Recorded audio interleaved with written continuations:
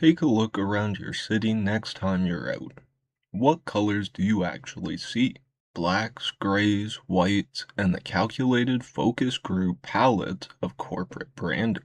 We live in a visual landscape that has been heavily sanitized, scrubbed, and militarized against human spontaneity.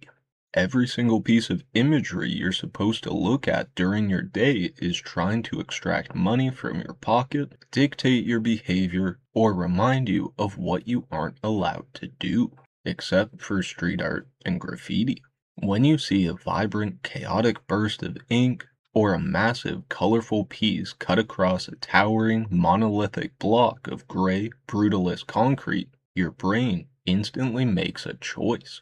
You either see a vital sign, visual proof of life that gives a sterile city a soul, or you see a crime. But have you ever stopped to ask why we're conditioned to feel an instinctual anger towards unauthorized art, while we happily accept giant, intrusive neon digital billboards blasting corporate ads directly into our eyes? Why is a logo legal, but a name is a crime? To understand this friction, you have to look at the philosophy of brutalist architecture itself. When post-war architects pioneered the style using béton brut, raw, unblemished concrete, it wasn't conceived as cold, dystopian, or institutional. It was actually meant to be deeply radical, honest, and democratic. It explicitly rejected the superficial ornamentation, the marble and the gold trim of the old aristocratic ruling class. Brutalism was supposed to show you exactly how the building was made, exposing its weight, its form, and its raw materials to the world. Over the decades, however, the state co-opted that honesty. It became the architecture of cold bureaucracy, public housing projects, and looming administrative power. It became an imposing gray grid that can make an individual human feel completely insignificant.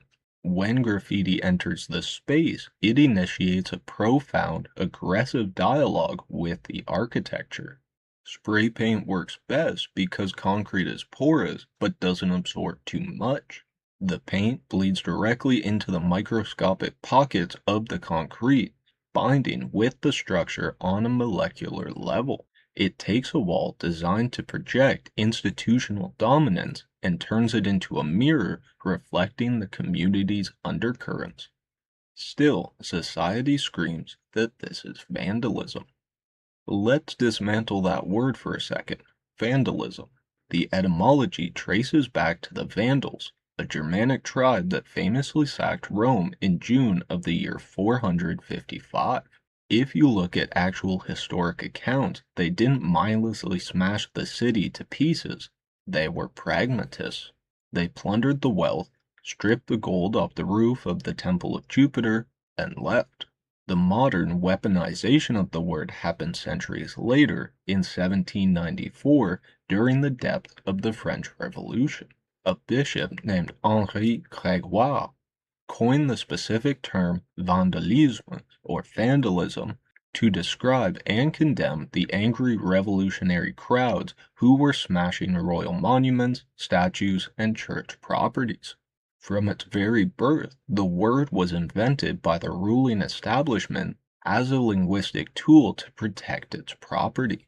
It was designed to frame any unauthorized alteration of public space not as a political statement, not as a cry of desperation, and not as a human expression, but as mindless, animalistic savagery. When you call street art vandalism today, you're using a 200-year-old psychological trick designed to protect the assets of elites from the hands of the public. The modern age has an obsession with containment. We've been house trained to only appreciate art if it's neatly packaged, framed, and placed onto a canvas inside a pristine, white-walled gallery. Now, why is that? Because a canvas is a commodity. It's a product. It can be bought, sold, traded, insured, and used as a tax write-off by billionaires. Simply put, it's a safe investment. When you choose to buy a ticket and walk into a museum, you're in total control of that interaction. You've mentally prepared yourself to consume something cultured on your own terms. But graffiti or street art completely flips the power dynamic. It doesn't care about your budget, a gallery curator, or a wealthy patron. It forces an active disruption in everyday life. It forces you to look at it while you're waiting for a train or a bus, sitting in traffic, or walking down a crumbling alleyway. The people who crave cleanliness and architectural purity aren't actually mad about the aesthetics. They're terrified of the lack of control. A canvas in a museum politely asks, "Please look at me," while a raw piece of street typography on an overpass shouts, "I exist in a system that wants me invisible. I'm using your infrastructure to say it, and you can't turn me off." The true history of this movement doesn't belong to the street artists who got rich and moved into galleries. It belongs to the purists, the writers and bombers who reject the commercial ecosystem entirely because they understood that locking art inside a frame strips it of its actual danger. Think about Daryl McCrae, known as Cornbread, a teenager in late 1960s Philadelphia who effectively invented modern tagging. He wasn't looking for an agent. He was a kid in a neglected neighborhood who wanted to scream his name so loud the city couldn't ignore him. He went as far as tagging an elephant at the zoo. He tagged the Jackson 5's private jet. He proved that a single kid with a marker could bypass the entire media establishment. Or we could think about Tacky 183. In 1970s New York, a foot messenger who sparked a global subculture just by leaving a minimalist signature across the entire subway transit system. To the state, he was patient zero of an urban plague that ruined the clean, managed illusion of public transit. Think about Blake le Rat, or Blake the Rat, who pioneered stencil art because he explicitly stated that galleries were elitist cages keeping art away from the working class.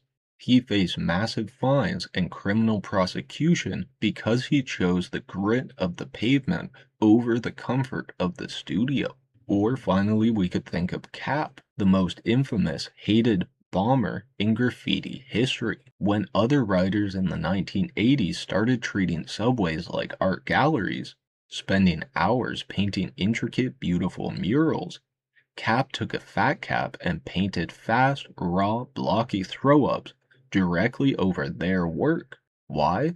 Because he believed the moment graffiti tried to look pretty, respectable, and safe for the public, it died. He brought it back to a raw, territorial strike against the system.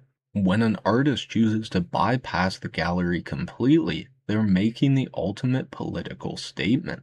This city belongs to the people who breathe its air and walk its streets, not just the corporations that buy the advertising rights and the institutions that manage the concrete.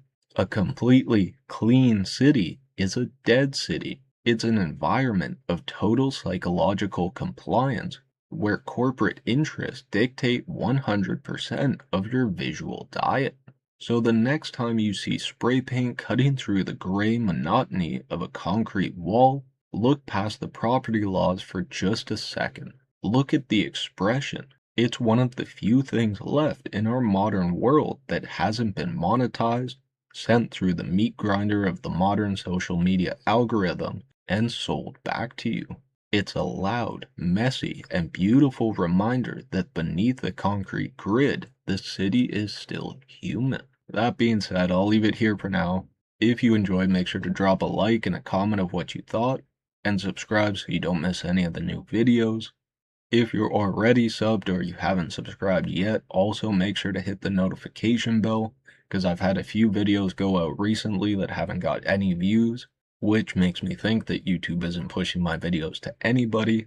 So if you enjoy my videos and you want to see what I post next, hit the notification bell so that you get notified when I upload, You don't have to watch it right then, obviously, but at least you know when there's a new video out, right? But yeah, that being said, I hope you enjoyed it, and like I say at the end of all my videos, I love you, stay safe, good luck, and take it easy.